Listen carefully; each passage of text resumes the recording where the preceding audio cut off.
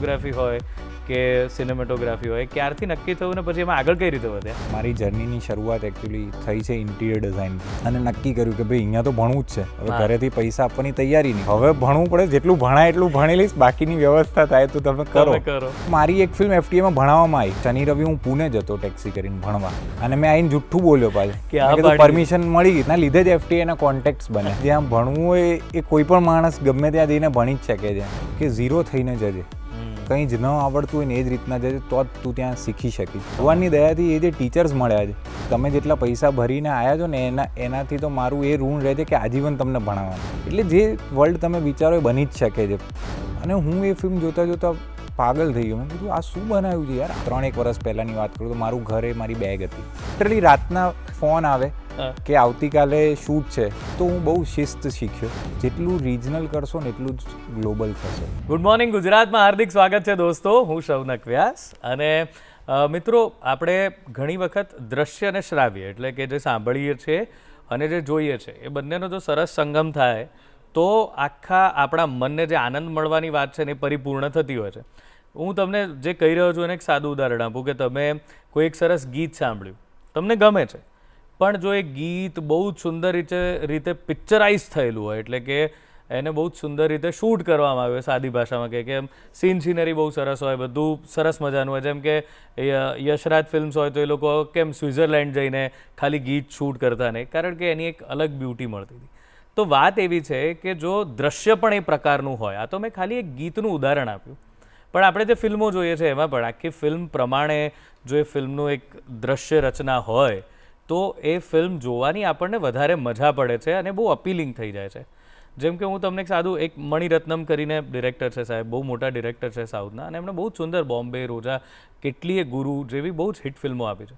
એમની ખાસિયત એ હોય છે કે એમની ફિલ્મમાં આખી ફિલ્મ તમે જુઓ તો એ જેને કહેવાય ને કે ચિત્રાંકન એટલું અદ્ભુત પ્રકારનું હોય છે, અને ખાસ કરીને ગીતોમાં એવું કહેવાય છે કે ખાસ એ વરસાદની સિઝન, એના પછીની સિઝન, એની રાહ જોઈ અને ગીતો પિક્ચરાઇઝ કરે છે કે એ નેચરલ આખું વાતાવરણ એમને મળે. તો એક બહુ સુંદર ગીત હતું, ફિલ્મ હતી રોજા, એનું યે હસી વાદિયાં યે ખુલા આસમાં આ ગયે હમ કહાં મેરે જાને જા इन बहारों में दिल की कली खिल गई मुझको तुम जो मिले हर खुशी मिल गई तेरे गालों पे है जुल्फ की बदलियाँ तेरे बालों में है हुस्न की बिजलियाँ तेरे दामन को छू ले तो महके चमन संगे मरमर के जैसा ये तेरा बदन मेरी जाने जा मैं तेरी चांदनी छेड़ लो तुम आज कोई प्यार की रागनी. હવે આ મેં ગાયું, તમને મજા પડે, પણ એને હવે જોજો, તમને ઓર મજા પડશે, કારણ કે કાશ્મીરની અંદર એટલું બ્યુટિફુલી એ ફિલ્મને શૂટ કરવામાં આવી છે, આ ગીતને શૂટ કરવામાં આવી છે. મારો કહેવાનો મતલબ એમ છે સાહેબ કે નામ મેં મણિરત્નમ સાહેબનું દીધું, પણ ડિરેક્ટર તો હોય જ છે જે વિઝ્યુઅલાઇઝ કરે છે, પણ એમની સાથે સાથે ફિલ્મ જે બનતી હોય ને જેમાં એક બહુ જ અગત્યની વ્યક્તિ હોય છે, એક બહુ જ અગત્યનું પદ હોય છે, જેને આપણે બધા બહુ જાણતા નથી, પણ એના સિવાય એ ફિલ્મની સક્સેસ, એની બ્યુટી એ શક્ય જ નથી. અને એને કહેવાય DOP એટલે ડિરેક્ટર ઓફ ફોટોગ્રાફી, જેને સિનેમેટોગ્રાફર પણ કહેતા હોઈએ છીએ. તો એવી વ્યક્તિ કે જે આખી ફિલ્મને સિનેમામાં કેવી રીતે બતાવી, એનું વિઝ્યુઅલાઇઝેશન કેવી રીતે થયું છે અને એના પ્રમાણે એને શૂટ કરે છે, એને સિનેમેટોગ્રાફર કહેવાય છે. અને એ વ્યક્તિ એ એટલી બધી જાણકાર હોય છે, એટલી બધી લર્નેડ હોય છે કે એને દરેક, જેને આપણે સાદી ભાષામાં કે દરેક એંગલ, દરેક લેન્સ, આ બધાની ખબર હોય છે. અને એ વ્યક્તિ જો કોઈ સારી સ્ક્રિપ્ટને કોઈ સારો DOP કે સિનેમેટોગ્રાફર મળી જાય તો ખરેખર એ સ્ક્રિપ્ટ અદ્ભુત રીતે બની શકતી હોય છે. અને એવા જ એક DOP આજે આપણી સાથે છે, જેમણે આર્કિટેક્ચરલ ફોટોગ્રાફીમાં પણ બહુ જ મોટું નામ કર્યું છે. એમના જે આર્કિટેક્ચરલ ફોટોગ્રાફીની જે પણ વસ્તુઓ છે એ બધી ઇન્ટરનેશનલ મેગેઝિન્સની અંદર પણ પબ્લિશ થાય છે અને બહુ જ વખણાય છે. આ ઉપરાંત ફિલ્મો, એની અંદર પણ એમણે DOP તરીકે ખૂબ અદ્ભુત કામ કર્યું છે. હમણાં જ ફિલ્મ આવી ધરપકડ કે વિઠ્ઠલ TD2 કે મોહ માયા મશીન, આવી બધી ઘણી બધી ફિલ્મો છે કે જેના ડીઓપી, અને ડીઓપીની જવાબદારી બહુ મોટી અને અઘરી હોય છે સાહેબ.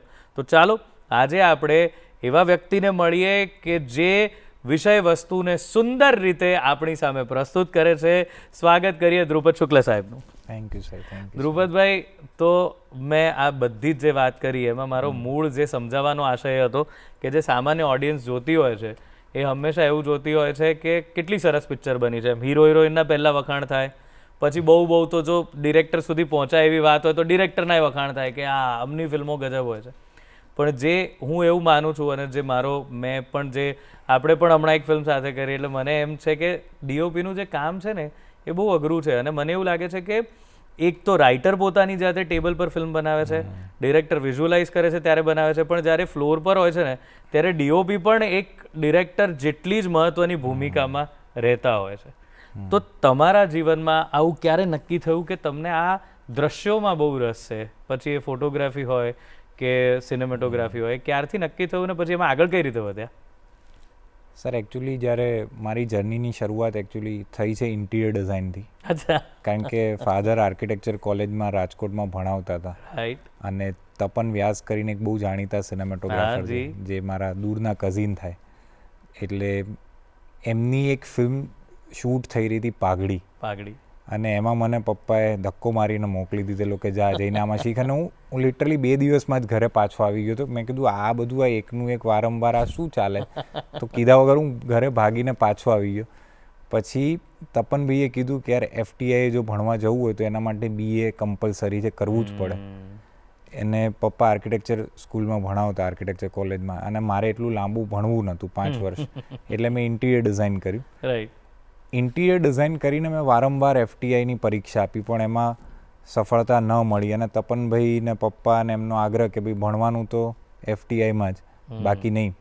અને ઘરે જુઠ્ઠું બોલીને એક વખત હું મુંબઈ ગયો મામી ફેસ્ટિવલ અટેન્ડ કરવા, મામી ફિલ્મ ફેસ્ટિવલ અટેન્ડ કરવા. આઈ થિંક 2016 કે 17ની વાત છે. મારા મામાના ઘરે રોકાયો. રાઈટ. અને ત્યાં મેં એક ફિલ્મ જોઈ, ભસ્માસુર કરીને, ગધેડા ઉપર ફિલ્મ હતી. અને એ ફિલ્મ એટલી સુંદર લાગી અને મને થયું કે યાર આ ફિલ્મ જેણે બનાવી છે ને એ લોકોને મળવું છે. મને ખબર નહીં કે એ ફિલ્મ પછી ત્યાં ફેસ્ટિવલમાં શું પ્રોસેસ હતો. એ બધા સ્ટેજ ઉપર આવે અને કીધું કે અમે અમારી આ જર્ની છે. તો હું જઈને મળ્યો એમને. મેં કીધું કે સર આ તમે કઈ રીતના બનાવી, આ આઈડિયાને બધું કીધું કે અમે તો આ રીતના ફિલ્મ સ્કૂલમાં ભણ્યા. મેં કીધું કઈ જગ્યાએ ભણે? તો કે વિસ્લિંગ વુડ્સમાં. તો મેં કીધું યાર આ જગ્યા વિશે તો બહુ બદનામ વસ્તુઓ મેં સાંભળી છે, અહીંયા ન જવાય એમ, કે અહીંયા બધા બહુ પૈસાદાર લોકોના છોકરાઓ ભણવા આવતો અને આપણે ન જઈ શકીએ. તો કે ના ના એવું નથી. પછી દેવકી છે, એનો ભાઈ છે વૈનાથ, જે મારો ફ્રેન્ડ છે. તો વૈનાથ એ વખતે ત્યાં ભણતો. તો મેં વૈનાથને કીધું, વૈનાથની વખતે ડિપ્લોમા ફિલ્મનું કે ગ્રેડિંગ કે સાઉન્ડ ડિઝાઇન, તો વૈનાથ મને કહે કે તું આવી જા. અને હું ત્યાં ગયો અને નક્કી કર્યું કે ભાઈ અહીંયા તો ભણવું જ છે, હવે ઘરેથી પૈસા આપવાની તૈયારી નહીં. રાઈટ. તો એ વખતે મેં થોડાક પૈસા ભેગા કરેલા, જેનાથી ફર્સ્ટ સેમિસ્ટરની ફીસ ભરી. એ ખાસી હોય છે. હા, ફર્સ્ટ સેમિસ્ટરની ફી ભરી. પછી ઘરે કીધું કે ભાઈ હવે ભણવું પડે, જેટલું ભણાય એટલું ભણી લઈશ, બાકીની વ્યવસ્થા થાય તો તમે કરો. અને પછી ઇવેન્ચ્યુઅલી બધાને FTI વાળું પછી સંભળાયું કે નહીં કે કેમ અહીંયા એમ જવાનું, તો FTI માં હજુ તૈયારી કરે? ના, પછી તો મારી એક ફિલ્મ FTI માં ભણાવવામાં આવી. અરે ક્યાં વાત. પછી તો મારી એક ફિલ્મ ઉપર FTI માં એક લેક્ચર લેવામાં આવ્યો. નિતેશ નૂર મોહંતી કરીને એક ફિલ્મ મેકર છે, એમણે મારી એક ફિલ્મ દેખાડી નાખું, ભણાવડાવ્યું. મેં કીધું બસ હવે થઈ ગયું. FTI માં પહોંચી ગયા. આ રીતે તો પહોંચી ગયા. પણ ના સર, એમાં એવું નથી. મારો એક ફ્રેન્ડ છે ચિંતન ધડુક કરીને, પ્રોડક્શન ડિઝાઇન, એને મારી સાથે જ FTI માં પ્રોડક્શન ડિઝાઇનમાં એડમિશન મળ્યું. જી. અને અમારે સોમથી શુક્રની કોલેજ હોય, તો શનિ રવિ હું પુણે જતો ટેક્સી કરીને ભણવા. શનિ રવિ હું FTI માં ક્લાસ અટેન્ડ કરતો. અને મને પહેલા દિવસે ના પડી કે તમે નહીં બેસી શકો, જઈને તમે પરમિશન લઈ આવો. અને હું ઓફિસમાં પરમિશન લેવા ગયો અને ત્યાં કોઈ હતું જ નહીં. અને મેં આવીને જુઠ્ઠું બોલ્યો પાછું, પરમિશન મળી તો કે આવીને બેસી જાઓ. અને હું ભણ્યો, છેક સુધી ભણ્યો, જ્યાં સુધી ચિંતન મળ્યો ત્યાં સુધી હું ભણ્યો. તો તમારું 3 ઇડિયટ્સ જેવું થઈ ગયું. અને દર શનિ એની બધા જ બેચના લોકો મને ઓળખે, એના લીધે જ FTI ના કોન્ટેક્ટ્સ બન્યા. એટલે એ મેં સમજી લીધું કે જ્યાં ભણવું હોય એ કોઈ પણ માણસ ગમે ત્યાં જઈને ભણી જ શકે છે. અને તો ત્યાં રાફે મહેમૂદ ને બધા સારા સારા સિનેમેટોગ્રાફરના લેક્ચર અટેન્ડ કર્યા. એટલે એ તો પોસિબલ જ છે, એમાં તો કોઈ શંકા જ નથી. તો બરાબર, બહુ જ સરસ. તો આ રીતે તમે તમારી રીતે જ આખા અહીં સુધી પહોંચી ગયા વિસ્લિંગ વુડ સુધી. વિસ્લિંગ વુડ્સમાં પછી જે તમે કીધું કે યાર આ બહુ બધા પૈસાવાળાના છોકરાવાળી વાતો બધી સાંભળી હતી, એની અંદરનો અનુભવ કેવો રહ્યો વિસ્લિંગ વુડ્સનો? સર વિસ્લિંગ વુડ્સનો અનુભવ છે ને ધાર્યા કરતાં બહુ જ સારો રહ્યો. પણ એક વસ્તુ મને તપનભાઈએ ખાસ સૌથી પહેલાં કીધેલી કે જો ધ્રુપદ કે કારણ કે એ પહેલાં હું તપનભાઈને ઓલરેડી અસિસ્ટ કરતો હતો અને ઘણું બધું ફોટોગ્રાફીને કરીને ગયો હતો. પણ મને એવું કહેવામાં આવ્યું હતું કે ઝીરો થઈને જજે, કંઈ જ ન આવડતું હોય ને એ જ રીતના જજે, તો જ તું ત્યાં શીખી શકીશ. અને એ હેતુથી ગયો ને તો મને જે ફેકલ્ટીઝ ટચવુડ જે ફેકલ્ટીઝ મળ્યા છે, બહુ અમેઝિંગ ટીચર્સ મળ્યા મને. અશ્વિની કોલ કરીને અમારા એચઓડી હતા, ફરીદા મહેતા કરીને હતા જેમણે કાલી સલવાર બનાવી, ભગવાનની દયાથી પરેશ કામદાર મળ્યા કે જે ડિરેક્શન ડિપાર્ટમેન્ટના ફેકલ્ટી હતા. અને મારું ત્યાં મન બદલાયું ફર્સ્ટ યર પછી કે ભાઈ પરેશ સર તમે જે ડિપાર્ટમેન્ટમાં છો ને એમાં જ ભણવું છે. એ ડિરેક્શન ડિપાર્ટમેન્ટમાં હતા. કીધું સર તમે જે ડિપાર્ટમેન્ટમાં ભણાવતા હશો ને એમાં જ ભણવું છે, આપણે સિનેમેટોગ્રાફી નથી કરી. તો સરે ના પાડી કે આપણે ટેકનિકલ વસ્તુ જ શીખવાની છે, ડિરેક્શન તો હું તને ભણાવી દઈશ. તો મને લિટરલી કેન્ટીનમાં બેસાડીને ભણાવતા સાંજે. અને હું સ્પેશિયલ એમને રિક્ષામાં ઘરે મૂકવા જતો કેમ કે મને કહી શકે કે આજે એમણે એમના ક્લાસમાં શું ભણાવ્યું. એટલે ભગવાનની દયાથી એ જે ટીચર્સ મળ્યા છે અને એ ભણવાનું પતી ગયું પછી મેં જ્યારે ભણાવવાનું શરૂ કર્યું કેટલીક કોલેજોમાં, તો મારા સ્ટુડન્ટને બી સરે ભણાય.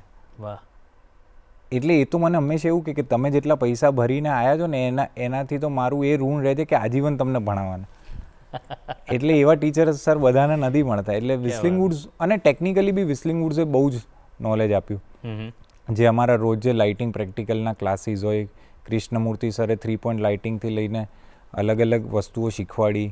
અલગ અલગ બહારથી જે ફેકલ્ટીઝ આવ્યા અને એમણે જે વર્કશોપ લીધી એ. અને ખાસ કરીને ફિલ્મ ઇન્સ્ટિટ્યૂટનો આઈ થિંક ફાયદો એ છે કે અમને ત્યાં જે ભૂલો કરવા મળે છે ને એના જ આપણે આઈ થિંક પૈસા આપીએ છીએ. કારણ કે ઇન્ડસ્ટ્રીમાં આવ્યા પછી ભૂલો ના કરવા મળે. હું સેટ ઉપર આવીને ભૂલ ના કરી શકું. એ ભૂલ હું ત્યાં કરીને આવ્યો તો અહીંયા હું રમત કરી શકું, એ રમી શકું. એ રમવાનું જે પ્લેગ્રાઉન્ડ આપે છે ને આઈ થિંક એ બહુ ઇમ્પોર્ટન્ટ છે. એટલે જે તમે અસિસ્ટ કરતાં કરતાં ન કરી શકો આઈ થિંક. અને એક ઇન્ફ્લુઅન્સ આવી જાય જેને તમે અસિસ્ટ કરતો હોય અને અહીંયા તમે ખુલ્લા મને તમારી એક લેંગ્વેજ બનાવી શકો. એનો જે તમને સમય મળે 2-3 વર્ષનો, એ આઈ થિંક બહુ ઇમ્પોર્ટન્ટ છે. ક્યાં વાત, ક્યાં વાત. પછી sad letters of an imaginary woman, આ બુસાન સુધી છે તમારી ફિલ્મ ગઈ. અમને સહેજ પણ આશા નથી સર કે આ ફિલ્મ બુસાન સુધી જશે. શરૂઆત કેવી રીતે થઈ આ બનવાની? નિધિ સક્સેના કરીને એક ડાયરેક્ટર છે જે એમણે FTIમાં એક કોર્સ કરેલો અને એમણે મારો ફેસબુક પર કોન્ટેક્ટ કર્યો કે યાર મારે એક ફિલ્મ બનાવી છે. અને હું ત્યારે જસ્ટ પાસ આઉટ થઈને નીકળ્યો જ હતો. અને જેમ દરેક ફ્રીલાન્સર છોકરાઓ પોતાના કામની ખોજમાં હોય એવી રીતના, તો એ વખતે મેં તપનભાઈના જ ઘરની સામે એક ઘર છે જેને અમે હવે તો ફિલ્મ સિટી જ કહીએ છીએ કેમ કે ત્યાં ઘણું બધું શૂટ થાય છે. દરિયાપુરની વાત છે, મોટી મહેતાની પોળ, બાપુનું ઘર. ત્યાં મેં ઓલરેડી લીએજુ નામની એક શોર્ટ ફિલ્મ બનાવી હતી. એ નિધિએ જોઈ હતી અને નિધિ કે યાર આ ફિલ્મ બહુ સરસ. મેં કીધું નિધિ યાર એક કામ કર, તેરે કો ફિલ્મ બનાની હે ના તો ઇધર આ જા. કેમ કે હું બહુ જ ઓછા બજેટમાં જ મેં કામ કર્યું છે ને મેં આ બધી જગ્યાઓ પર મારા રિસોર્સિસ છે, તો અહીંયા તારી ફિલ્મ બની જશે જો તારી પાસે પૈસા. અને અહીંયા આવી તર્જની કરીને એક એક્ટર જેના ઘરે અમે આખી ટીમને રોક્યા અને અમે એ ફિલ્મ શૂટ કરી. અને બધું જ આમ ઇન્ડી રીતના, જેમ કે ભાઈ ચલો તમે ફ્રી જો તો તમે આવી જાઓ, તમે ફ્રી જો તમે આવી જાઓ, એવી રીતના આખી ફિલ્મ શૂટ થઈ, એડિટ થઈ. પરેશ સરે મેન્ટરિંગ કર્યું. પછી અલગ અલગ લોકો જોડાણા. એ લોકોને ફિલ્મ બહુ જ સારી લાગી તો અલગ અલગ લોકો જોડાણા. અને એ પછી હું કસુંબોમાં ગાર્ગેભાઈને અસિસ્ટ કરતો હતો. તો એક સ્કેડ્યુલ અશોક મીના કરીને એક DOP જેણે કર્યું. એના પછી ત્રીજું સ્કેડ્યુલ આવ્યું તે પાછું મેં એ શૂટ કર્યું. ઇવેન્ચ્યુઅલી એ ફિલ્મ એ રીતના બનીને છેવટે બુસાન જતી રહી. એના ઉપરથી એને બીજી ફિલ્મની ગ્રાન્ટ પડી, જેના ઉપરથી એને નિધિએ બીજી ફિલ્મ બી બનાવી. અરે વાહ. એટલે બહુ અમેઝિંગ જર્ની રહી છે. ક્યાં વાત છે. બહુ જ સરસ, બહુ જ સરસ કહેવાય. અને ધ્રુપદભાઈ આ ખાસ તો અચ્છા લીએજુ શું છે? લીએજુ સર એ હું જ્યારે ફિલ્મ સ્કૂલમાં હતો ને તો ફિલ્મ સ્કૂલમાં એક મિઝોન સીન પ્રોજેક્ટ હોય. મિઝોન સીન એટલે આપણે જે આ બધું જોઈએ છે દરેક વસ્તુની રચના, એટલે એક સીન બનાવવા માટે જેટલી પણ વસ્તુ જોઈએ, એક એક્ટર જોઈએ, સાઉન્ડ, એ બધી જ વસ્તુનું મિશ્રણ કરીને જે વાત કહેવી છે, હું સાદાઈથી કહું તો કહેવી છે તો કઈ રીતના કહેવાય, એમાં મારે સિનેમેટોગ્રાફી કરવાની હતી. મારો એક ડિરેક્ટર હતો અને હું સહેજ બી આમ કોમેડી ફિલ્મો ને એ પ્રકારનો માણસ નહીં, એટલે એવી ફિલ્મો જોતો નહીં. અને મને ડિરેક્ટર મળ્યા કોમેડી, કે આપણે કોમેડી ફિલ્મ બનાવી છે. ફિલ્મ બહુ સારી બની, બધાએ બહુ વખાણી, પણ હું પોતે સેટિસ્ફાઈડ હતો નહીં. એટલે મેં મારા ટીચરને કીધું, મેં કીધું સર આવું બનાવવા તો હું ફિલ્મ સ્કૂલ નહોતો આવ્યો, મારે આવી ફિલ્મ તો નથી બનાવી, મારે કંઈક અલગ ફિલ્મ બનાવી. તો કહેતું હતું કે તને કોણે બાંધી રાખ્યો છે, વેકેશનમાં જા. અને વેકેશનમાં હું મારા ફિલ્મ સ્કૂલના બધા જ મારા મિત્રોને લઈને અહીંયા દરિયાપુર આવી ગયો. અદિતિ દેસાઈ કરીને, વૈનાથના મમ્મી, હા બરાબર, અદિતિ આંટીને એક્ટિંગમાં લીધા, નિશુ બાબા, એ બધાને, પ્રતિક રાઠોડને બધાને એક્ટિંગમાં લીધા, અને નિકિતા શર્મા કરીને એક્ટર, બધાને લીધા. અને 3 દિવસમાં અમે લોકોએ ફિલ્મ શૂટ કરી. અને પરેશ સરે મેન્ટરિંગ કર્યું. એ ફિલ્મ એટલી ગમી કે એ વખતે કોલેજના જે ડિરેક્શન ડિપાર્ટમેન્ટના છોકરાઓ કે જેમને કોલેજ ફંડ આપે અને કોલેજ પૈસા આપે, મેં તો મારી રીતે અહીંયા 40,000 રૂપિયામાં આખી ફિલ્મ બનાવી નાખેલી. અને એ લોકો સાથે ફિલ્મ સ્ક્રીન કરી. પરેશ સર કે આ ડિરેક્શનનો જ સ્ટુડન્ટ છે, તમારા બધા કરતાં એ વધારે ઇમ્પોર્ટન્ટ, એટલે કેમ કે એને એના પૈસાથી ફિલ્મ બનાવી છે ને એની રીતે બનાવી છે, કોઈ પણ રિસોર્સિસ વગર. ત્યારે પછી મને એમ થયું કે ફિલ્મ તો બની જ શકે છે, એટલે એમાં સહેજ બી રોકેટ સાયન્સ નથી. એમ આપણા 4 લોકો ભેગા થઈ જાય તો ફિલ્મ બની જ જાય છે. અને જે લોકો અહીંયા મદદ કરી છે, અનબિલિવેબલ મદદ, નિસ્વાર્થ ભાવે. 2000 લીટર ઉપર હવામાંથી ઉડાડવાના હતા તો બધાએ ઉડાડ્યા છે લાઇનસર, રિધમિક, કે અહીંયાથી આ માણસ ચાલીને ત્યાં પહોંચશે એટલે ત્યારે ત્યાં પડશે. એટલે જે વર્લ્ડ તમે વિચારો એ બની જ શકે છે.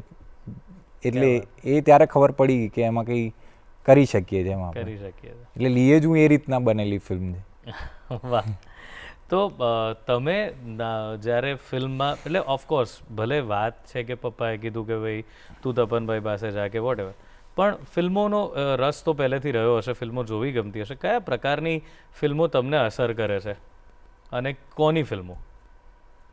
સર ફિલ્મો જોવાનું શરૂઆત એ રીતના થઈ હતી કે 12મા ધોરણનું વેકેશન, 12મા ધોરણની એક્ઝામ પતી ને પછી હંમેશા એ ડર હતો કે 12મામાં આપણે પાસ થઈશું કે નહીં. ભયંકર બીક. અને એ વખતે ઘરે પપ્પાનું લેપટોપ હતું ને એમાં ઇન્ટરનેટ હતું, તો એમાં હું બધી ફિલ્મો ડાઉનલોડ કરીને જોતો. અને એ વખતે છે ને NFDCની કંઈક એક ચેનલ હતી, નેશનલ ફિલ્મ ડિવિઝનની ચેનલ, અને એમાં એ વખતે બધી ફિલ્મો એ વખતે ફ્રીમાં દેખાડતા. જે નેશનલ ફિલ્મ ડિવિઝને જેને પ્રોડ્યુસ કર્યું ને, તો એ વખતે કાલી સલવાર નામની એક ફિલ્મ જે ફરીદા મહેતાએ ડિરેક્ટ કરી, એ મેં જોઈ. પછી સલીમ લંગડે પે મતરો જોઈ. પછી સૂરજ કા સાતવા ઘોડા જોઈ. એટલે બધી ઇન્ડિયન ફિલ્મ. પછી આંખો દેખી જોઈ. અને એ વખતે હું યુરોપિયન સિનેમાથી સહેજ પણ હું હજુ અજાણ જ હતો, કારણ કે હું આ જ બધી ફિલ્મો જોતો. તમે માનશો નહીં, લિટરલી હું મામી ફિલ્મ ફેસ્ટિવલમાં એ ડરે ઇંગ્લિશ ફિલ્મો જોવા નહોતો જતો કે નહીં સમજાય આપણને. તો હું ભૂલથી તો ન કહેવાય, પણ હું એક ફિલ્મ એટલે જોવા માટે અંદર ઘૂસી ગયો, જે ફિલ્મનું નામ હતું ઘોડે કો જલેબી ખિલાને લે જા રહ્યા હું, અનામિકા અસ્કરની ફિલ્મ, જે પાછળથી મને ખબર પડી કે પરેશ સરે જ એડિટ કરી. અને હું એ ફિલ્મ જોતા જોતા પાગલ થઈ ગયો. મેં કીધું આ શું બનાવ્યું છે યાર, બસ આવું જ બનાવવું છે મારે. અને એ કારણ કે અંગ્રેજી ન સમજાવવાની રીત, અને એને લીધે હું ઘૂસી ગયો. અને પછી ખબર પડી કે બહુ જ સારી ફિલ્મો આપણે ત્યાં બની રહી છે, અને રિજનલ લેવલ પર તો અસંખ્ય ફિલ્મો બની રહી. પછી નક્કી કર્યું કે ભાઈ આપણે તો ગુજરાતમાં જ, અને પરેશ સરે તો મને કીધેલું કે તારે મુંબઈ નથી રહેવાનું, તું આ ભણીને જા છો તો ગુજરાતમાં જ કામ કર, કેમ કે આપણે ત્યાંથી જ આવ્યા છીએ. અહીંયા તો બધા જ આવીને પછી કામ કરશે, એટલે એ તો છે જ નહીં. એટલે પછી એક તમારું બી કોન્ટ્રીબ્યુશન એમ ગુજરાત માટે કે અહીંયા આ પ્રકાર. એટલે બેઝિકલી તમે જે વાત કરી એના પરથી એવું સમજાય છે કે કંઈક એક્સપેરિમેન્ટલ, કંઈક નવી, કંઈક પ્રવાહથી થોડું અલગ જઈને કંઈક બનાવવાનું હોય, એવા પ્રકારની ખેવના મનમાં છે કે એવું કંઈક બને તો મજા આવે. એવું તો છે જ, પણ સર જે ફિલ્ડમાં હું છું અને જે આપણે તો કમર્શિયલ ગુજરાતી ફિલ્મોની સાથે કામ કરીએ છીએ, પણ એક થોડાક સમય પછી સમજાણું કે એ આપણે જે રીતના અલગ પાડીએ છીએ ને એ અલગ પાડવાની એકચ્યુઅલી જરૂર નથી. અને એ અલગ પાડવું પણ ના જોઈએ, કેમ કે કમર્શિયલ ગુજરાતી ફિલ્મો, મેં ધરપકડ નામની હમણાં ફિલ્મ શૂટ કરી છે, તો એમાં તમે જ્યારે ઇનપુટ આપવાના શરૂ કરો ને સ્ક્રીન પ્લે પર, તો એ તમે કઈ રીતના અલગ કરી શકો છો ને એ જ ઇનપુટ તમે આપતા હો. એટલે તમે વાત તો એ જ કરી રહ્યા છો. ભલે સૌ ક્યાંક ને ક્યાંક આપણે એને કહીએ છીએ કમર્શિયલ ગુજરાતી ફિલ્મ, પણ તમે વાત, તમારું અંદરનું દિલ તો તમે એ જ આપી રહ્યા છો. એટલે એ તો હંમેશા રહે જ. મેં જ્યારે મોહમાયા મશીન કરી કારણ કે હું પાસ આઉટ થયો કોવિડ ટાઈમે, અને કોવિડ ટાઈમે મારે જેમને અસિસ્ટ કરવા હતા એમની પાસે પણ કામ નહોતું, તો મારે અમદાવાદ પાછા આવવું પડ્યું. અને અભિષેક જઈને ત્યારે ઓહો ગુજરાતી નામનું પ્લેટફોર્મ શરૂ કરેલું, અને અમારી પાસે બજેટ જ નહીં, સહેજ પણ બજેટ નહીં. અને ફિલ્મ સ્કૂલમાં જેટલી લાઇટો શીખવાડી હતી એટલી જ લાઇટોથી હું વાકેફ. તો મને 2 કે 3 લાઇટોમાં જ મેં આખી વેબ સિરીઝ કરી છે. Multi-20 નામની લાઇટ્સ છે, તો એમાં જ આખી વેબ સિરીઝ કરી છે. અને એ જે બધા લોકો વખાણ કરે કે આ તો સરસ કલર ટોન ને વોર્મનેસ, પણ મેં કીધું એ વધારે લાઇટ હોત તો કદાચ ના થયું, એ થાત જ નહીં, આટલો કોન્ટ્રાસ્ટ જ ના મળે. એટલે એ ત્યારથી એ જે સમજવાની ફર્સ્ટ પ્રોજેક્ટથી જે આદત પડી ને કે લિમિટેશનમાં જ પોસિબિલિટી ગોતો, આપણી પાસે નથી જ. અને એના લીધે પછી મને તમે કંઈ જ ના આપો ને તો બી હું શૂટ કરું, એ તાકાત પછી ત્યાંથી આવવાની શરૂ થઈ કે આપણી પાસે હશે તો થઈ જ જશે, બધા જ કરશે, આપણે બધા જ કરી શકશું, પણ નથી તો કઈ રીતના કરવું છે ને એ આખી ટેવ ત્યાંથી જ પડવાની શરૂ થઈ. પછી ક્યાં વાત. તો ભાઈ ધ્રુપદભાઈની વાત સાંભળી અને મજા બહુ પડી રહી છે, અને આપણને થોડી ખબર પડી રહી છે કે જે વાત ખૂબ અગત્યની છે પણ આપણે એને જાણતા નથી, આપણે એને એનાથી દૂર જ છીએ, પણ એ વસ્તુ કેટલી અગત્યની છે અને કેટલી સરળતાથી એક સારી વસ્તુ, એક સારી રચના થઈ શકે છે, એની વાત આપણે કરીએ છીએ. અત્યારે સમય છે વિરામનો, તો મળીએ વિરામને પહેલે પાર. વિરામ બાદ સ્વાગત છે ગુડ મોર્નિંગ ગુજરાતમાં. દોસ્તો, ધ્રુપદ શુક્લા આપણી સાથે છે અને એમની સાથે આપણે એમની આ ફિલ્મ મેકિંગની જર્ની વિશેની વાત કરી રહ્યા છીએ. સો બેઝિકલી અહીં આવી અને ધ્રુપદભાઈ અમદાવાદમાં નક્કી કર્યું કે હવે અમદાવાદમાં, ગુજરાતમાં કામ કરવું છે. પણ એ તો નક્કી કર્યા પછી આ તો તમે તમારા લેવલ પર તમારી રીતે જ તમે પૈસા નાખી અને વસ્તુ ક્રિએટ કરેલી હતી, પણ એના પછી જે બ્રેક મળવો જોઈએ કે અત્યારે આ ખૂબ સુંદર કામ કરી રહ્યા છો, ધરપકડ છે કે કસુંબુમાં કે બધી જ ફિલ્મો, પણ એ ત્યાં સુધી પહોંચવા માટે પણ કંઈ સ્ટ્રગલ રહી કે એ કામ કેવી રીતે મળી ગયું? સર, ત્યાં સુધી પહોંચવા માટે એકચ્યુઅલી બહુ બધી વખત કોન્ફિડન્સ હલી પણ ગયો હતો કે પાછા મુંબઈ જતા રહીએ. બહુ બધી વખત બહુ બધા લોકોના ફોન પણ થયા છે કે હું, અને બહુ મારા ઘણા બધા મિત્રો ત્યાં શિફ્ટ થયેલા, એમના ઘરે હું રહેતો, અને લિટરલી હું આજથી 3 વર્ષ પહેલાંની વાત કરું તો મારું ઘર એ મારી બેગ હતી. મારી એક જ બેગ એ મારું ઘર, એ લઈને જ બધે ફરવાનું. અને એક વખતે તો એવું કહેવાતું કે ભાઈ ધ્રુપદ છે ને પાર્ટ ટાઈમ ડીઓપી છે. એટલે પાર્ટ ટાઈમ ડીઓપી એટલે કહેવાતું કેમ કે કોઈ પણ માણસની ફિલ્મ અટકે અને 3 દિવસનું કામ બાકી હોય એટલે ધ્રુપદને બોલો. પેચવર્ક ડીઓપી એટલે બહુ બધી શૂટના મેં બહુ બધી ફિલ્મોને મેં ખાલી પેચ જ શૂટ કરે. લીધા વગર એવું કોઈ કિસ્સો તો કહો કે જેમાં એવું થયું અને તમે આખી વાત જ એ થઈ ગયો કે હવે આ કઈ રીતે એમ એવું? એટલે મને લિટરલી રાતના ફોન આવે કે આવતીકાલે શૂટ છે, અને હું શૂટ પર જઉં ને તો એક આસિસ્ટન્ટ ડિરેક્ટર આવીને સમજાવવાનું શરૂ કરે. મેં કીધું ભાઈ તમે સમજાવો નહીં, કારણ કે મને ના આગળની ખબર છે ને 5 દિવસ પછી શું થવાનું છે ને મને એની ખબર છે. મને ખાલી આ સીનના જે 2 શોટ છે ને એના વિઝ્યુઅલ દેખાડો, મારે કેવી લાઇટિંગ કરવાની છે, તો મને અને મેં લિટરલી એવી જ રીતના શૂટ કરી છે કે એક એક્ટર અહીંયા આવે છે ને આ 2 જણા બેસીને વાત, તો મારે એમની વાતોને જ લીટઅપ કરવાની છે, કારણ કે મને આગળ પાછળનું કંઈ ખબર જ ના હોય. એવા બહુ જ બધા પેચ વર્ક મેં શૂટ કર્યા. એટલે પણ એ કામ મળતું ગયું, અને એમાંથી જ જે ડિરેક્ટરોએ જે મને ઇવેન્ચ્યુઅલી ફિલ્મ આપી એમણે મને એમાંથી જ ઓળખ્યો કે ના, આ 5 દિવસનું શૂટ આ માણસે બહુ સરસ કર્યું છે, આને આખી ફિલ્મ આપી શકાય. અને એવી રીતના જ આઈ થિંક કામ મળવાનું શરૂ થયું. પણ મને લાગે છે કે બહુ મેજરલી પ્લસ પોઈન્ટ એ નથી કે તમે કેવું શૂટ કરો છો, તમે કેટલું સારું શૂટ કરો છો, એવું મને ક્યારેય નથી. હું કદાચ બહુ સારું શૂટ નહીં કરતો, પણ મને એટલો કોન્ફિડન્સ છે કે આપણે સ્ક્રિપ્ટને ન્યાય આપો. આપણી ફિલ્મ જોઈને કોઈ આવીને એમ ના કહેવો જોઈએ કે બહુ સારો શોટ લીધો છે, દેટ મીન્સ કે ફિલ્મ ખરાબ છે. એનું ધ્યાન શોર્ટમાં જાય છે. બધું જ સારું લાગે છે ને, બધું જ સારું બરાબર લાગે ને તો આપણે આપણું કામ કરી દીધું. એટલું સાયલેન્ટ એ હજી નથી જ થતું, પણ આપણે એ તરફ જવું જોઈએ. પહેલેથી હંમેશા એક કોશિશ રહી છે કે આપણે એ તરફ જવું જોઈએ. રાઈટ. તો એક્ટર્સની તો મને ખબર છે કે કેવી રીતે એમની પાસે ફિલ્મોની વાત જતી હોય છે, કે કોઈ પ્રોડ્યુસર કે ડિરેક્ટરના મગજમાં એક્ટર હોય એટલે એને વાર્તા સંભળાવવા આવે. તમારી પ્રોસેસ શું હોય છે? તમે બહુ ટેકનિકલ ડિપાર્ટમેન્ટ છે આખું, તો તમારી પ્રોસેસ શું હોય? તમે ફિલ્મમાં ક્યારથી જોડાતા હો અને કેવી રીતે તમારો અપ્રોચ થતો હોય? એટલે મેજરલી તો સર ફાઇનલ સ્ક્રીન પ્લે લખાઈ જાય ત્યારથી જોડાતા હોય જો બહુ જ સારી ફિલ્મ હોય તો. પણ ઘણી બધી ફિલ્મોમાં હું એ સ્તર પર જોડાયો છું જ્યારે સેકન્ડ ડ્રાફ્ટ થર્ડ ડ્રાફ્ટ હોય અથવા તો એવું હોય કે આ ફાઇનલ ડ્રાફ્ટ છે પણ એ હોય નહીં અને હું જોડાઉં પછી બી ડ્રાફ્ટો બદલાતા જ હોય. પણ મને એ પ્રોસેસ બહુ જ ગમે છે કે હું સ્ક્રીન પ્લેમાં પણ બહુ જ બધા લેવલ પર ઇનપુટ આપું કે સર આપણે આ વસ્તુને છે ને આ સિચ્યુએશન આવી રીતના કરીએ તો.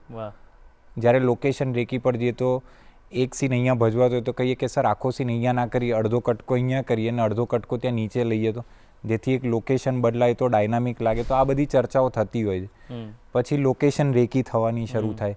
લોકેશન રેકી ઉપર વારંવાર જઈએ તો આપણને આઈડિયા આવે કે ભાઈ આનું લાઇટિંગ આપણે કઈ રીતના કરશું. આ જ લોકેશનને આપણે રાતમાં પણ શૂટ કરવાનું છે, દિવસમાં પણ શૂટ કરવાનું, તો એને લીટઅપ કઈ રીતના કરશું. તો મારી સાથે મારા અસિસ્ટન્ટ હોય, ગેફર હોય, એને એક બ્રેકડાઉન આપવામાં આવે અને એક લાઇટિંગના ચાર્ટ બનાવીને આપવામાં આવે કે આ લાઇટ અહીંયા લાગશે, આ લાઇટ અહીંયા લાગશે.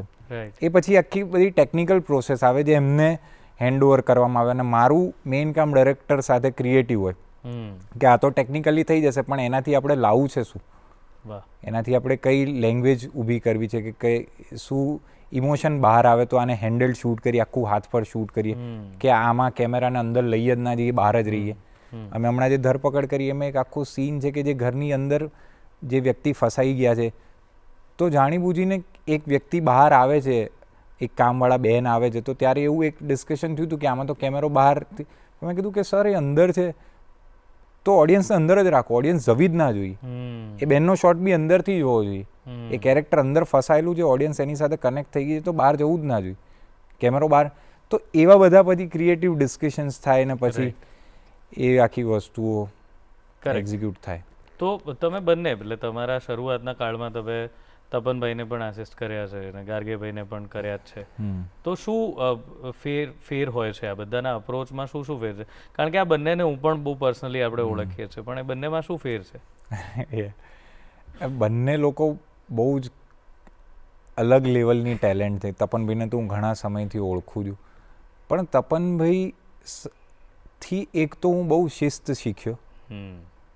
એ હવે બહુ ટેકનિકલ વસ્તુઓ છે કે હેડ સ્પેસ છે, આંખ ક્યાં ટ્રાવેલ કરે છે એની સાથે તમારા શ્વાસ ટ્રાવેલ કરવા જોઈએ, એટલે તમારી આંખ ફરી તો એની સાથે મારા બ્રીધિંગ, એ આખી ઘટના હું તપનભાઈ પાસેથી જ શીખ્યો છું. અને એ એટલું સરળતાથી શીખવાડે છે ને કે તમને મને ખબર ના પડે કે હું આ શીખી ગયો 3 કે 4 પ્રોજેક્ટ પછી, કેમ કે મારીને પકડીને શીખવાડે. લાઇટને કઈ રીતના ડિફ્યુઝ કરવી. ફિલ્મ સ્કૂલ ગયા પહેલાં મને લિટરલી 1 કલાક મને ઉતારીને પછી પાછું આખું લીટઅપ કરાવ્યું હતું કે લાઇટથી ડિફ્યુઝન આટલું દૂર જ રહેવું જોઈએ, નહીં તો તે ડિફ્યુઝનનો કંઈ મતલબ નથી. તો એવી બધી અલગ અલગ રીતોથી શીખવા મળ્યું છે.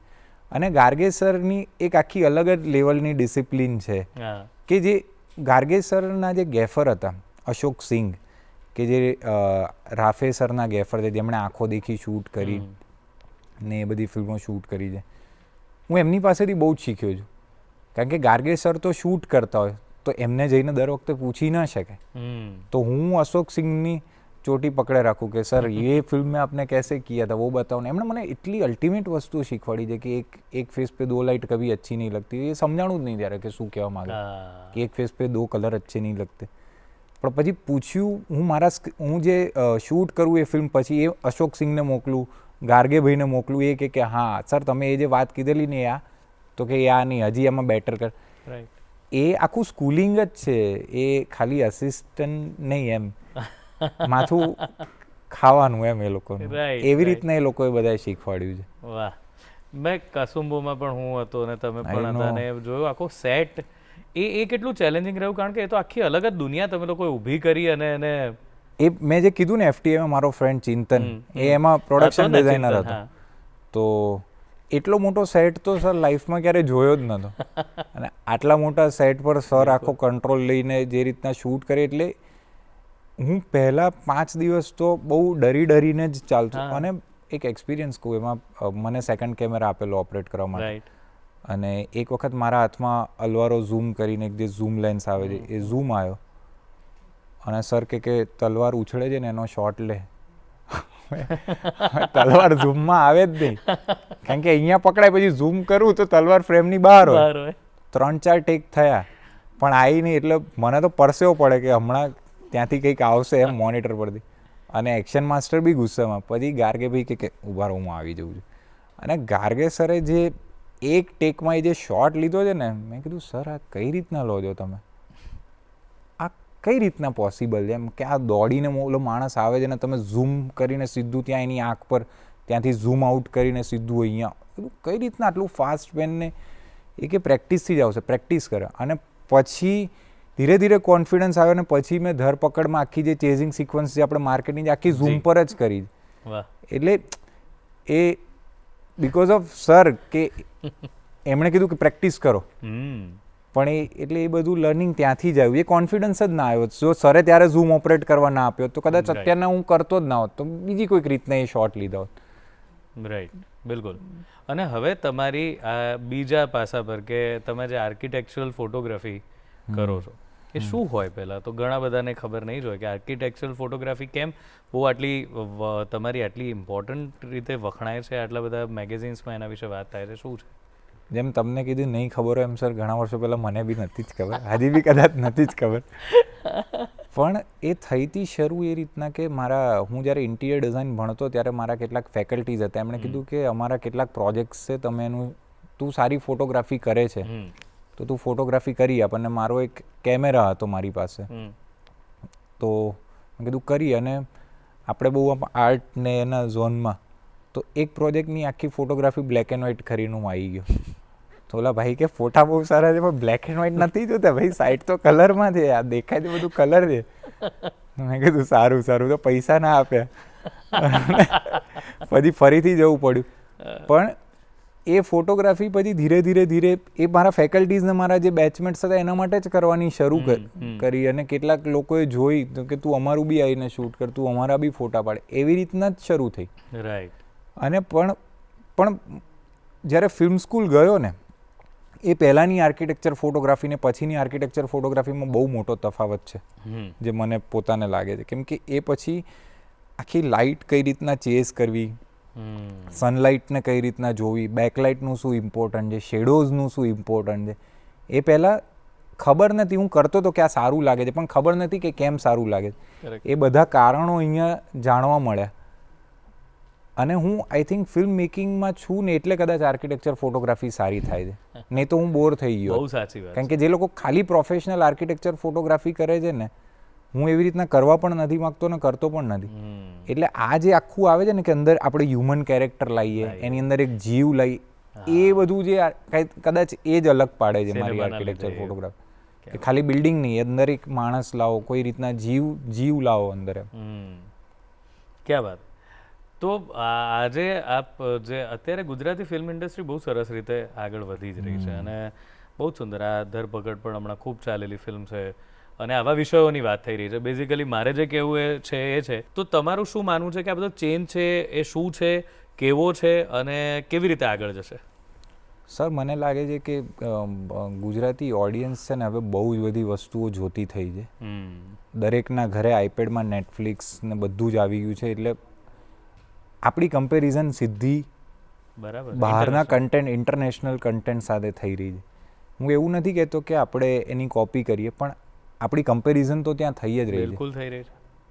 અને એક વસ્તુ આઈ થિંક મેં કેડીભાઈની જે સાંભળેલી કે જેટલું રિજનલ કરશો ને એટલું જ ગ્લોબલ થશે. વાહ. તમે જે તળિયાની વાત કરી એ જ બધા પંકજ ત્રિપાઠીથી માંડીને એવા ચહેરા છે કે જેને તમે હીરો મટીરિયલ ગણતા જ નથી, પણ એના લીધે લોકો ફિલ્મ જોવા જાય છે અને એ જ ગમે છે. અને આપણે ધારો કે હું તો બહુ બધા એવા ડાયરેક્ટરને ઓળખું છું કે જે મને ફિલ્મના રેફરન્સમાં મલયાલમ ફિલ્મો દેખાડે છે, પણ એ લોકો તો ત્યાંનું રિજનલ જ બનાવે છે. બિલકુલ. તો આપણે શું કામ એ લઈએ, એના કરતાં આપણે આપણું રિજનલ ના લઈએ? બિલકુલ. એટલે એ જ વાત છે. એટલે આ મને તમે આ બોલ્યા એટલે હવે પૂછું આ પ્રશ્ન કે એવા દિગ્દર્શકો જ્યારે કે એવા દિગ્દર્શક તો ઠીક છે, મેં એક વસ્તુ તો સમજી લીધી છે કે કોઈ વ્યક્તિ માટે સૌથી સહેલી વાત છે ને એ ડિરેક્ટર બની જવી હોય છે કે આને એક્શનને કટ જ બોલવાનું છે એટલે હવેથી હું જ ડિરેક્ટર એમ આ ફિલ્મનો. એટલે ઘણા પ્રોડ્યુસર પણ થોડા વખતમાં તો ડિરેક્ટર બની જ જતા હોય છે, એમને એની જ જરૂર નથી લાગતી. પણ આવા કન્સેપ્ટ ઘણા આવતા હશે તમારી પાસે જે જોઈને તમને એમ થતું હશે કે અરે આ ક્યાં મારી પાસે આવી આ વાત અને કંઈક અલગ જ એવું કોઈ યાદ એટલે છે? સારા અર્થમાં કહો ના ના, હું તો પેલા જ અર્થમાં કહું છું, સારામાં બિલકુલ નથી કહેતો. કે એવું જ્યારે ભરાઈ પડવાની વાત આવે એવું કંઈ આવ્યું છે કે જેમાં તમને એમ થાય કે યાર અરે ક્યાં હું ક્યાં પણ સર સાચું કહું એવા એકાદ પ્રોજેક્ટ મેં શૂટ પણ કર્યા છે, હે પણ આપણને એવું લાગે કે વાંચતી વખતે કે આપણે ભરાઈ પડ્યા છીએ, હા પણ મને અને એક એવો પ્રોજેક્ટ કર્યા પછી મેં જ્યારે સ્ક્રીન પર એ જોયું ને તો મને પોતાને બી ગિલ્ટ એ ફીલ થતું હતું કે યાર પછી મને એ વસ્તુ રિયલાઇઝ થઈ કે જ્યારે જે પણ પ્રોજેક્ટ કરતા હોય ને કંઈ પણ એમાં છે ને તમારે તમારું બેસ્ટ આપવાનું, રાઈટ તમારે તમારું ઓનેસ્ટીથી જ આપવાનું, રાઈટ કેમ કે એ પ્રોજેક્ટમાં એટલા બધા લોકો પાછળથી સંકળાવાના છે. કરેક્ટ, આ ઓલું પેઇન્ટિંગ જેવું નથી કે મેં બ્રશ મારી દીધું ના મારું પેઇન્ટિંગ, મારું આ ક્રિકેટ મેચ જેવું છે કે હું બિલકુલ. આ 100 રન બી મારશે, ઓલો કેચ બી પકડશે ને આ થશે ને ત્યારે જ મેચ જીતાશે. કરેક્ટ, એટલે ખાલી આપણે આપણા કામથી એ વસ્તુને જજ ન કરવી જોઈએ. તો એવા પ્રોજેક્ટો ઘણી વખત જોઈને મને બી દુઃખ થયું, યાર ઓલા શોટમાં થોડીક મહેનત કરી દીધી હોત ને તો ખાલી એ જ કાચું પડ્યું એમ, બાકી બધું સારું છે, એ શોટમાં મહેનત કરવાની. પણ કરવા દે છે ઘણા ડિરેક્ટર્સ કે પછી એવું નથી થતું ઘણી વાર? તમે તો કહેતા હો કે મારે આ કરવું છે, પણ જેમ કે એવો ચાન્સ અભિનેતાઓને ઘણી વાર મળતો હોય છે કે મારે હજુ એક ટેક આપવો છે, હજુ એક ટેક આપવો છે, એવું તમારે એટલે કદાચ એમાં 5 દિવસ લાગે એને તમારે કોન્ફિડન્સ આપતા કે ના ભાઈ જો આ 5 દિવસ તો જોઈ લીધું ને બરાબર કરી શકે, अब તું કરને દે, થોડા ટાઈમ દે લાઇટિંગ કરને में और થોડા કરને દે, તો પછી આપતા હોય છે. અને જ્યાં ન આપતા હોય તો પછી એ પ્રોજેક્ટ કોમ્પ્રોમાઇઝ થતો જ હોય છે. હવે એ બધાને દેખાય છે, એટલે એ તો છે જ.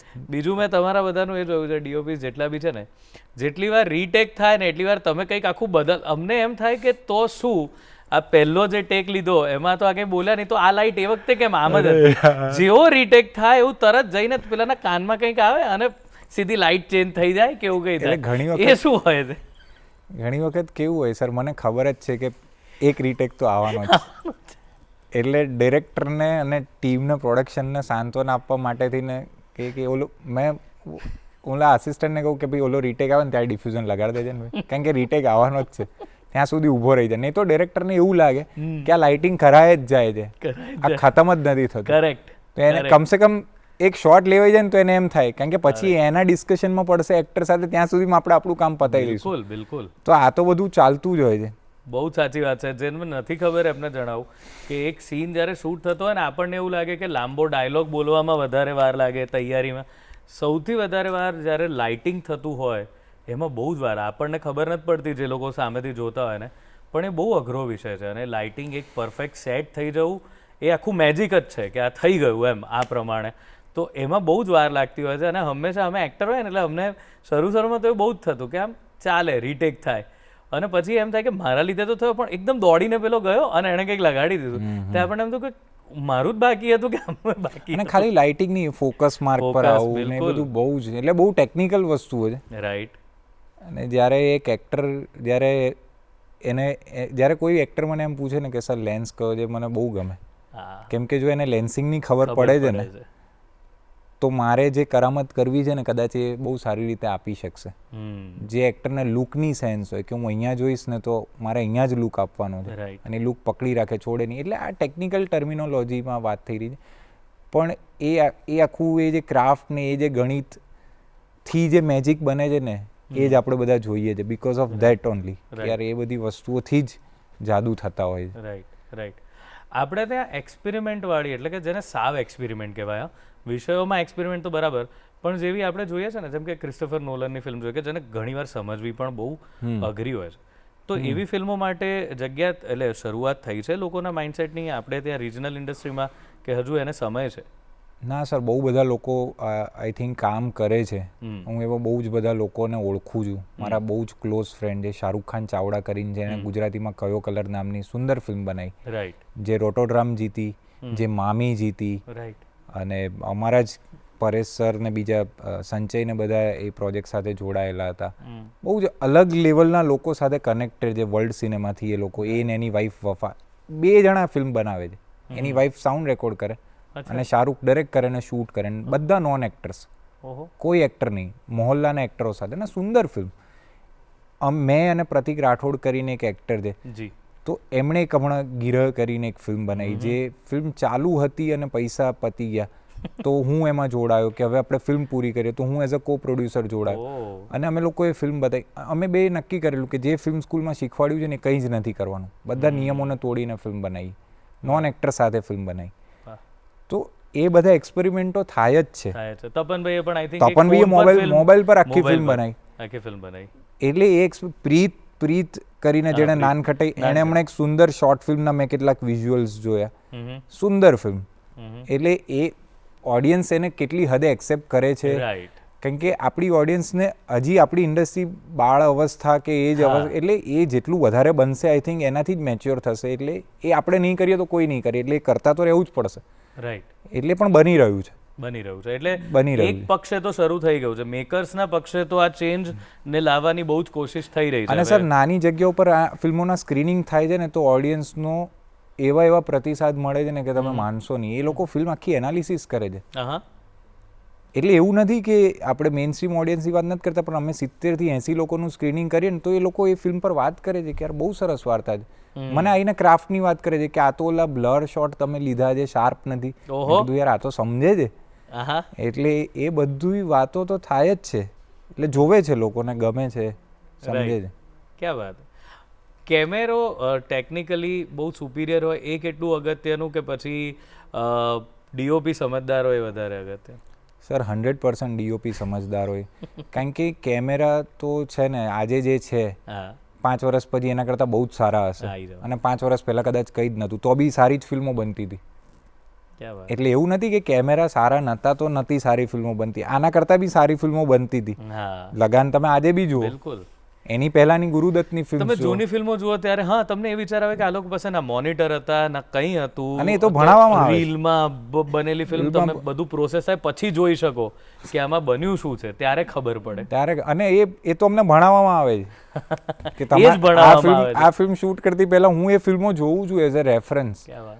એટલે એવું કેમેરા તો હું ક્યારેય સુપિરિયર માનતો જ નથી. અને એક અમારા ટીચર છે અમિત દત્તા કરીને, તો એ તો એમણે તો એમની એક બુક છે ખુદ સે કઈ સવાલ, એમની ફિલ્મ સ્કૂલની ડાયરી છે, એમાં એક સેન્ટેન્સ અમે પી ગયા છીએ ઘોળીને કે ફિલ્મ બનાવવી એ શ્વાસ લેવા જેવું ઇઝી હોવું જોઈએ. અને હવે છે, કેમ કે હવે બધા પાસે બધું જ છે. આપણે કોમ્પ્લિકેશનની જરૂર જ નથી, આપણે એને આટલું અઘરું માધ્યમ બનાવવાની જરૂર જ નથી. પહેલાં હતું, હવે તો બધા પાસે બધું જ છે. મોબાઈલ પર બનાવો ને, કોણ ના પાડે તમે? કરેક્ટ. એટલે એ જ વાત છે. અને હું તો એવી જ રીતના બનાવનારો માણસ છું. મને તો એવી જ ફિલ્મો ગમે છે ને એ જ પ્રોસેસ. ક્યાં વાત. એવું જ હોવું જોઈએ. ધ્રુપદભાઈ, હવે અપકમિંગ શું આવી રહ્યું છે નવી ફિલ્મોમાં? હમણાં સર એક ફિલ્મ કરી છે મેં, ઋષભ થાનકી કરીને એક ડાયરેક્ટર છે, જે લોકોએ કારખાનું બનાવી હતી. બિલકુલ. હું નામ નહીં લઈ શકું કેમ કે નામ કદાચ બદલાશે. મને ખબર છે બદલાવાનું. હા, તો એટલે એ ફિલ્મ આવી રહી છે. હમણાં એક બીજી ફિલ્મ હું પાટણમાં શૂટ કરી રહ્યો છું. તો એ બંને ફિલ્મો, એના પછી હું મારી પોતાની એક ફિલ્મ ડાયરેક્ટ કરવા જઈ રહ્યો છું, કમ્પ્લીટલી ઇન્ડિપેન્ડન્ટ.